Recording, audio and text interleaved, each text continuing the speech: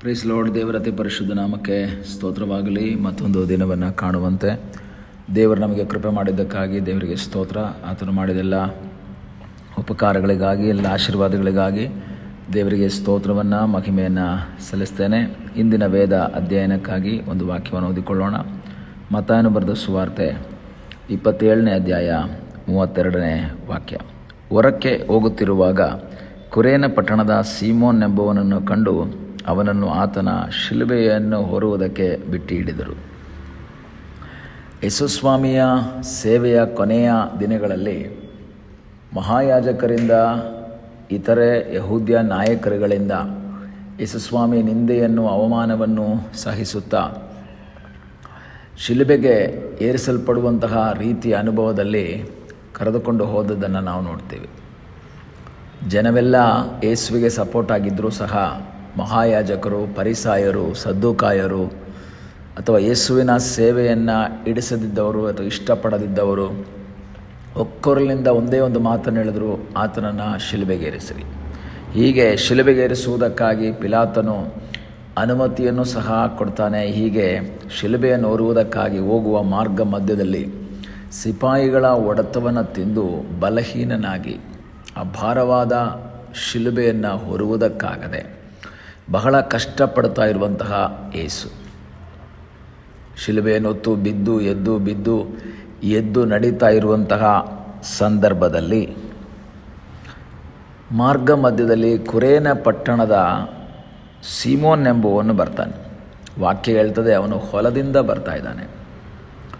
ಹೊಲದಿಂದ ಬೆಳಗ್ಗೆಯಿಂದ ಕೆಲಸ ಮಾಡಿ ತನ್ನ ಮನೆಗೋಗಿ ವಿಶ್ರಾಂತಿಯನ್ನು ತೆಗೆದುಕೊಳ್ಳಬೇಕೆಂಬ ಒಂದು ತೀರ್ಮಾನದೊಂದಿಗೆ ಅಲ್ಲಿ ಬಂದಂತಹ ಸೀಮೋನನ್ನು ಇವರು ಬಿಟ್ಟು ಹಿಡಿತಾರೆ.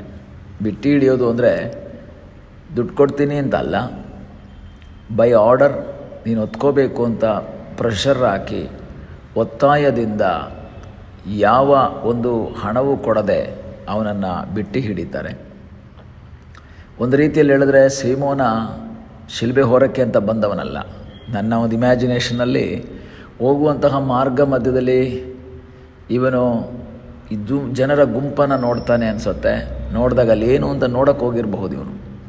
ಆದರೆ ಇವನನ್ನು ನೋಡಿದಾಗ ಅವರು ಬಿಟ್ಟು ಹಿಡಿತಾರೆ. ಬಿಟ್ಟು ಹಿಡಿದು ಅವನನ್ನು ಶಿಲುಬೆ ಹೊರುವುದಕ್ಕಾಗಿ ಅವನನ್ನು ಒತ್ತಾಯ ಮಾಡ್ತಾರೆ. ಒತ್ತಾಯ ಮಾಡಿದಾಗ ಬೇರೆ ಮಾರ್ಗ ಇಲ್ಲ.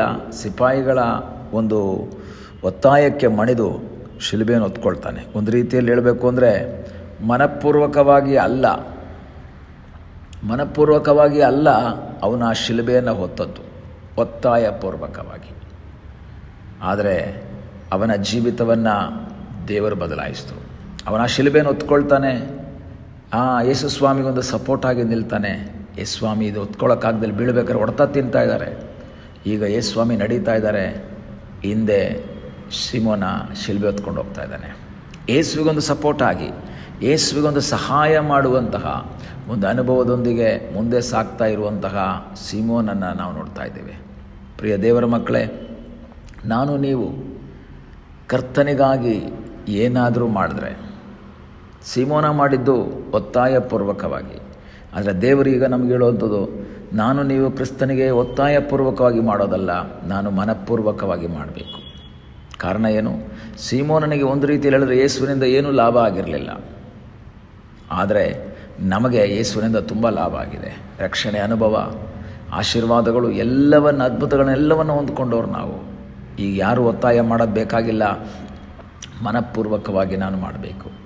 ಇಲ್ಲಿ ನಾವು ನೋಡ್ತೇವೆ, ಅವನು ಶಿಲುಬೆಯನ್ನು ಹೊರುವವನು ಶಾಪಗ್ರಸ್ತನೆಂಬುದಾಗಿ ಸತ್ಯವೇದ ಹೇಳ್ತದೆ. ಹಾಗಾದರೆ ಶಾಪಗ್ರಸ್ತವಾದಂತಹ ಆ ಕಾರ್ಯವನ್ನು ಅವನು ಮಾಡಿದ್ರಿಂದ ದೇವರು ಅವನನ್ನು ಕೈ ಬಿಡಲಿಲ್ಲ. ಅವನ ತಲೆಮಾರಿನಲ್ಲಿ ಕಷ್ಟಗಳು, ವೇದನೆಗಳು, ಅವಮಾನಗಳಿದ್ದಿರಬಹುದು. ಶಾಪಗ್ರಸ್ತವಾದ ಶಿಲುಬೆಯನ್ನು ಹೊತ್ತವನು ಎಂಬ ಹೆಸರಿದ್ದಿರಬಹುದು. ಆದರೆ ಮುಂದಿನ ದಿನಗಳಲ್ಲಿ ಪೌಲ ರೋಮ್ಗೆ ಪತ್ರಿಕೆ ಬರೀತಾನೆ. ರೋಮದವರಿಗೆ ಪತ್ರಿಕೆಯನ್ನು ಬರೆಯುವಾಗ ಅಲ್ಲಿ ಒಂದು ವರ್ಡನ್ನು ಯೂಸ್ ಮಾಡ್ತಾನೆ. 16ನೇ ಅಧ್ಯಾಯ 13ನೇ ವಾಕ್ಯ. ಕರ್ತನ ಭಕ್ತರಲ್ಲಿ ಪ್ರಸಿದ್ಧನಾದ ರೂಫನಿಗೂ ನನ್ನ ತಾಯಿಯಂತಿರುವ ಅವನ ತಾಯಿಗೂ ವಂದನೆ. ಯಾರು ಈ ರೂಫ? ವಾಕ್ಯ ಹೇಳ್ತದೆ, ಅಲೆಕ್ಸಾಂದ್ರ ರೂಫಾ ಎಂಬುವರ ತಂದೆಯಾದ ಕುರೇನ್ ಪಟ್ಟಣದ ಸೀಮೋನ. ಈ ಸೀಮೋನನ ಇಬ್ಬರು ಮಕ್ಕಳು ಅಲೆಕ್ಸಾಂಡರ್ ಮತ್ತು ರೂಫಸ್. ಅದರಲ್ಲಿ ಕರ್ತನ ಭಕ್ತರಲ್ಲಿ ಪ್ರಸಿದ್ಧನಾದ ರೂಫಾ. ಶಿಲುಬೆಯನ್ನು ಹೊತ್ತಂತಹ ಸೀಮೋನನ ಸಂತತಿಯನ್ನು ಪ್ರಸಿದ್ಧರಾಗಿ ಮಾರ್ಪಡಿಸಿದಂತಹ ಒಬ್ಬ ದೇವರಿದ್ದರೆ, ನೀನು ಕರ್ತನಿಗಾಗಿ ಯೇಸುವಿಗಾಗಿ ಏನಾದರೂ ಮಾಡೋದಕ್ಕೆ ತಯಾರಾಗುವುದಾದರೆ ನಿನ್ನನ್ನು ಅಥವಾ ನಿನ್ನ ಸಂತತಿಯನ್ನು ಪ್ರಸಿದ್ಧರಾಗಿ ಮಾಡುವ, ಉನ್ನತರಾಗಿ ಮಾಡುವ ಸರ್ವಶಕ್ತನಾದ ಒಬ್ಬ ದೇವರಿದ್ದಾನೆ.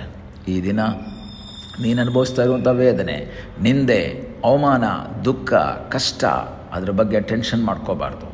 ಹೌದು, ಒಂದು ದಿವಸ ಬರ್ತದೆ, ನಿನ್ನನ್ನು ಇಲ್ಲದಿದ್ದರೆ ನಿನ್ನ ಕಾಲದ ನಂತರ ನಿನ್ನ ತಲೆಮಾರನ್ನು ಪ್ರಸಿದ್ಧರಾಗಿ ಮಾಡುವಂತಹ ಒಬ್ಬ ದೇವರಿದ್ದಾನೆ. ಆದ್ದರಿಂದ ನಿರಾಶೆಗೊಳ್ಳದೆ ಕರ್ತನಲ್ಲಿ ಆಶ್ರಯಿಸಿ ಕರ್ತನ ಮುಖವನ್ನು ನೋಡುತ್ತಾ ಮುಂದೆ ಹೋಗುವಂಥ ದೇವರು ಸಹಾಯ ಮಾಡಲಿ. ಪ್ರಾರ್ಥನೆ ಮಾಡೋಣ. ನಮ್ಮನ್ನು ಬಹಳವಾಗಿ ಪ್ರೀತಿ ಮಾಡುವ ಪರಲೋಕದ ತಂದೆಯಾದ ದೇವರೇ, ಈ ಸಮಯಕ್ಕಾಗಿ ಸ್ತೋತ್ರ. ಈ ಸಮಯದಲ್ಲಿ ನಮ್ಮನ್ನೇ ನಿನ್ನ ಪಾದಗಳಿಗೆ ಒಪ್ಪಿಸಿಕೊಡ್ತೇವೆ. ನಿನ್ನ ಕೃಪೆ, ಆಶೀರ್ವಾದ, ಸಾನ್ನಿಧ್ಯ ನಮ್ಮ ಸಂಗಡ ಇರುವುದಕ್ಕಾಗಿ ಸ್ತೋತ್ರ. ನಮ್ಮನ್ನೇ ನಿನ್ನ ಪಾದಗಳಿಗೆ ಒಪ್ಪಿಸಿಕೊಡ್ತೇವೆ. ನಿನ್ನ ಕೃಪೆ ನಮ್ಮ ಎಲ್ಲರ ಮೇಲಿರಲಿ ಎಂಬುದಾಗಿ ನಾವು ಪ್ರಾರ್ಥಿಸ್ತೇವೆ. ನಿನ್ನನ್ನು ಒತ್ತಾಯಪೂರ್ವಕವಾಗಿ ಅಲ್ಲ, ಮನಪೂರ್ವಕವಾಗಿ ನಿನ್ನ ಸೇವೆ ಮಾಡುವುದಕ್ಕೆ ನೀನು ನಮಗೆ ಕೃಪೆ ಮಾಡು. ಪ್ರಾರ್ಥನೆಯನ್ನು ಕೇಳಿದ್ದಕ್ಕಾಗಿ ಸ್ತೋತ್ರ. ಯೇಸುವಿನ ಮುದ್ದಾದ ಹೆಸರಿನಲ್ಲಿ ಬೇಡಿಕೊಳ್ಳುತ್ತೇವೆ ನಮ್ಮ ಪ್ರೀತಿಯ ತಂದೆಯೇ. ಆಮೇನ್. God bless you.